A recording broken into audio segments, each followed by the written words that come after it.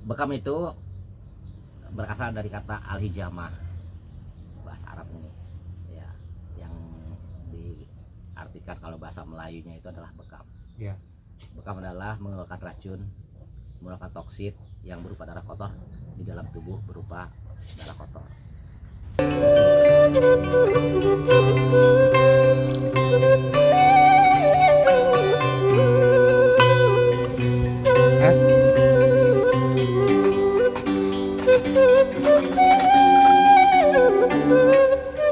Assalamualaikum warahmatullahi wabarakatuh. Waalaikumsalam warahmatullahi wabarakatuh.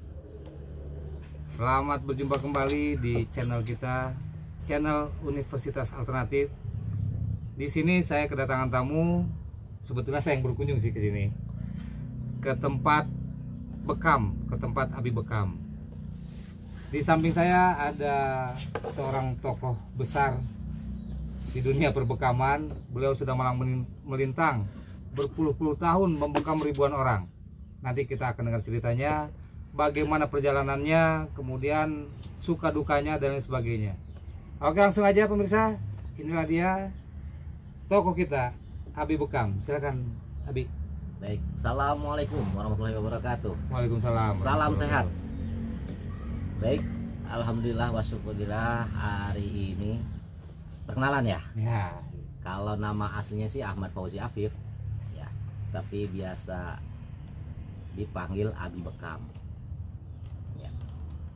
Entah kenapa kok Abi Bekam gitu ya, padahal banyak yang lain juga pada Abi Bekam. Ini pada Abi Bakom. Ah, itu kan beda lagi.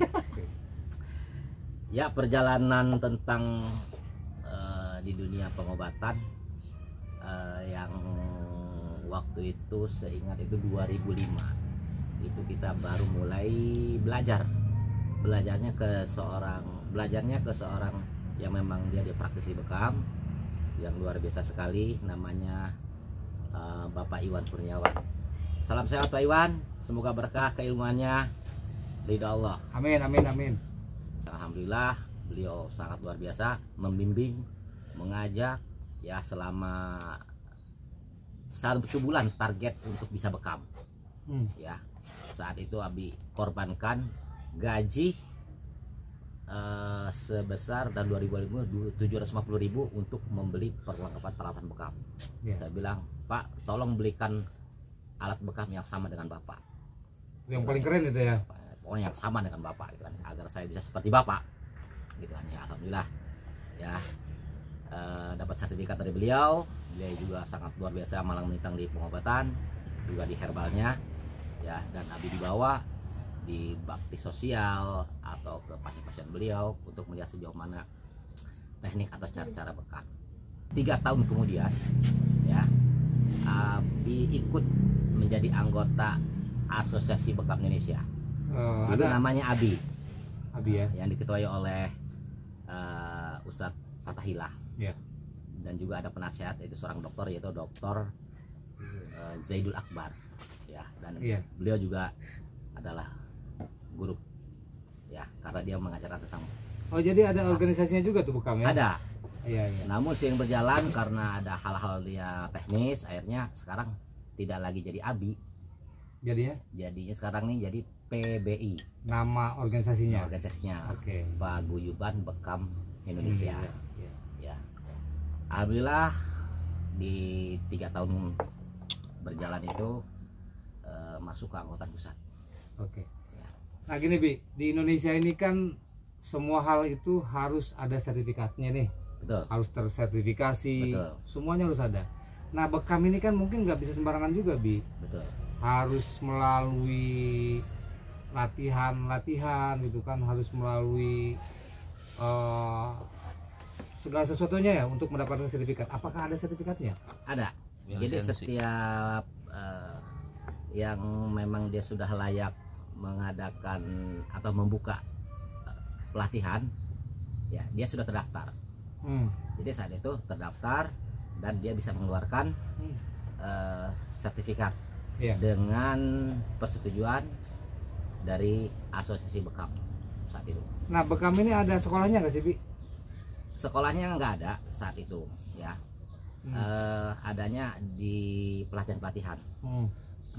Nah seiring berjalan di tahun 2008 waktu itu kan banyak seminar yang kita ikutin ya. Iya. Ketemulah di seminar besar waktu itu di Depok. Ada beberapa yang pakai jaket alma mater.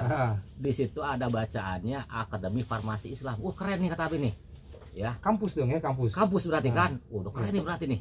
Nah, Ada farmasi Islam. iya. Tertarik dong? Iya. Ya, namanya Alfi Radik Akademi Farmasi Islam Radik. Bukan radikal, bukan. Radik. Religius, amanah, Radik Dan lain-lain ya. Abi lupa deh, karena udah lama sekali ya. Iya. 2008 waktu itu kalau nggak salah ya. Iya. Ya, dengan rektornya adalah Asep Sutisna. Salam Pak Asep, sehat selalu, berkah ilmunya. Juga Semoga panjang umur Pak Asep. Amin. Ya.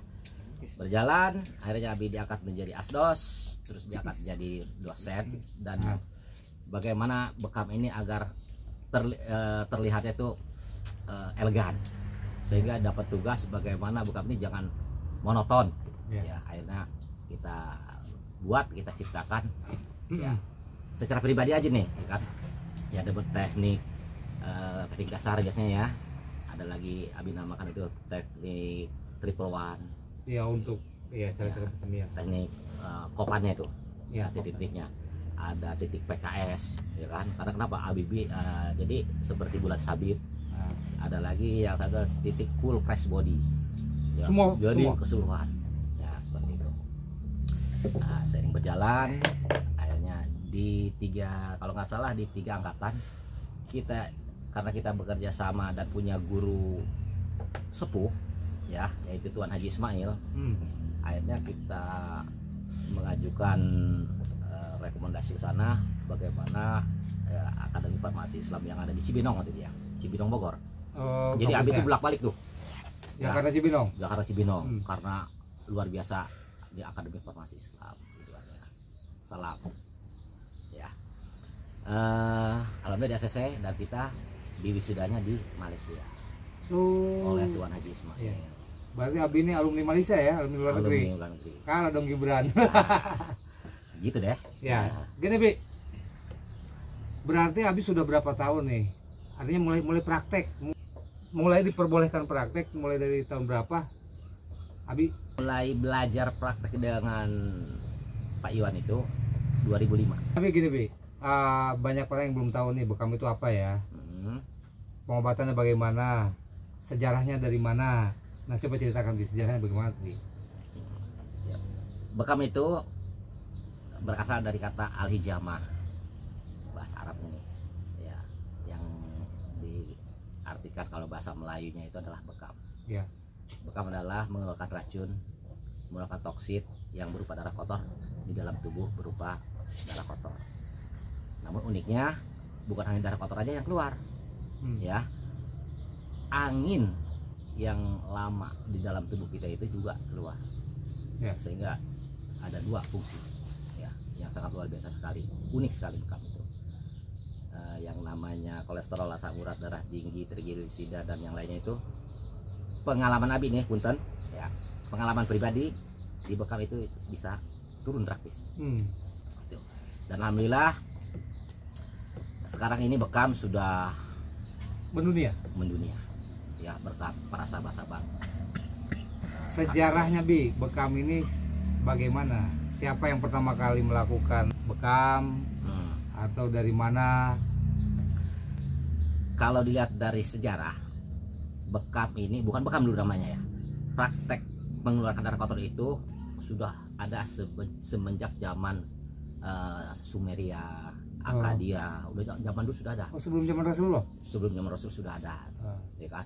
Hanya peralatannya yang sangat sederhana saat itu. Akhirnya Rasulullah, pada zaman Rasulullah mendapat SK kenabian.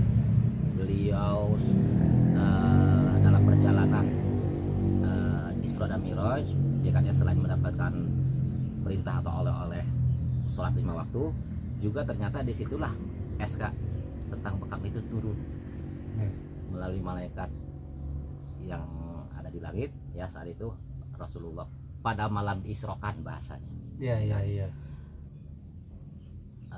Rasulullah melewati sekumpulan malaikat, ya, dan malaikat berkata, alaika bil hijamah, ya alaika bil hijamah, dan perintahkan umat untuk bertanya. Jadi kalau disimpulkan Rasulullah SK karena dia SK atau perintah tentang ini pada saat Isra dan Mi'raj disuruh mulai bumi. Berarti bekam ini perintah langsung dong kalau gitu. Perintah langsung dari yang kita bisa pelajari. Dikatakan wajib dong, Bi. Ya. Kalau dikatakan wajib itu bagaimana yang menilai saja. Ya. Hanya di situ ada tanda kutip sebuah bahasa atau sebuah hadis, bekam adalah sebaik-baik pengobatan. Bekam adalah sebaik-baik pengobatan ya. Seperti apa tuh jadinya? Kalau Iya. disimpulkan. Betul. Tapi kalau menurut Abi mah lebih baik di wajib ya. Bagaimana yang ini aja. Oke, pemirsa. Dari cerita-cerita Abi tadi, bekam itu ternyata sudah dilakukan di zaman Rasulullah. Bahkan ada pemahaman juga bahwa ini adalah bisa dibilang perintah ya. Mungkin tidak wajib juga. Tetapi kalau misalkan itu bisa dikategorikan wajib, berarti tiap orang harus minimal bekam sekali lebih ya. Tapi itu tergantung pemahaman kita tentang itu ya. Kalau saya sendiri kan ngeliat darah ngilu, linuk. Tapi nanti kita coba. Oke, Bi, terus setelah 20 tahun ini apa suka dukanya, Bi? Suka dukanya ya luar biasa. Yang namanya kita saat sosialisasi ya. Karena kenapa? Namanya sosialisasi ya, kita tidak menentukan tarif, dan alhamdulillah sampai saat ini kita tidak menentukan tarif secara pribadi. Karena ada sedikit bahasa dari orang tua, dari kolot. Jadi kalau ngebantu orang lain ulah di traktor pakai jaring teri baik, kata bahasa Sundanya, pakai jaring teri. Kalau jaring teri itu kakap bisa masuk, bentong bisa masuk, udang bisa masuk. Jadi sudah, jangan dipatok. Bolehkah dipraktekkan? Berarti tidak ada tarif ya? Tidak ada tarif. Oke. Khusus Khusus Abi ya. Jadi kalau misalkan kita sudah lalanjung ya, Bi, ya kan, sakit-sakitan, nggak megang uang nih, Bi, bisa datang ke Abi. Bisa. Ya. Pemirsa yang di seluruh Indonesia, kalau lagi ada persoalan penyakit yang kira-kira berat dan kemudian pemirsa bingung untuk jasanya, datang aja ke sini. Betul. Di mana nih tempatnya, Bi? Di Paneglang, Banten, tepatnya di Kecamatan Cikedal, Desa Karya Utama, Kampung Cilanggawe. Nanti nomor telepon Abi kita taruh di bio ya, artinya di deskripsi video ini.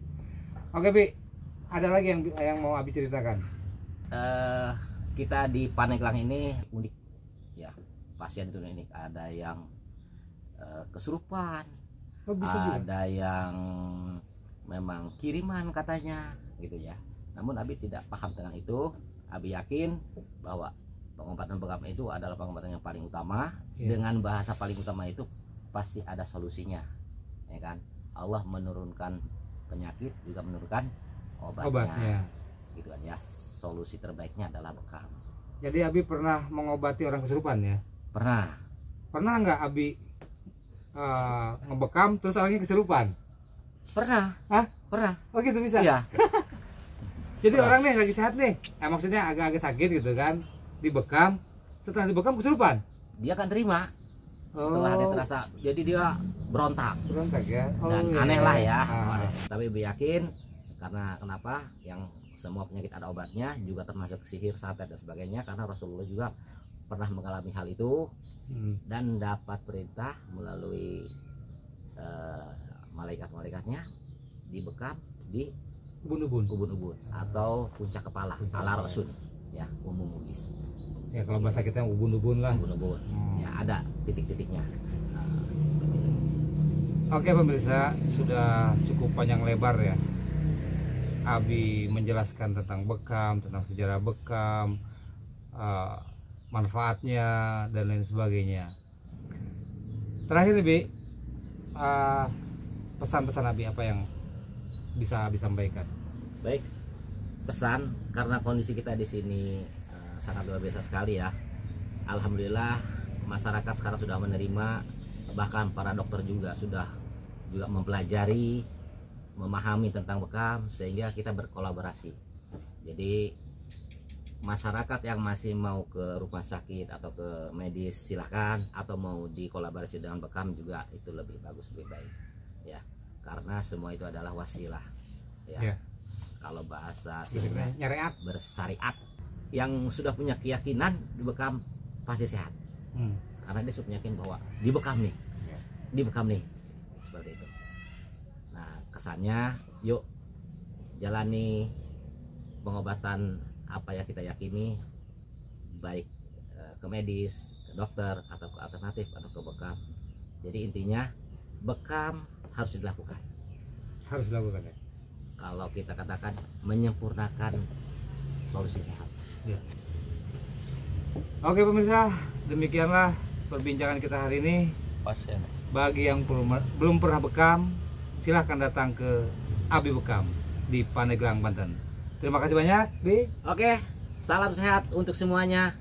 Sehat selalu, Indonesiaku sehat. Assalamualaikum warahmatullahi wabarakatuh. Waalaikumsalam.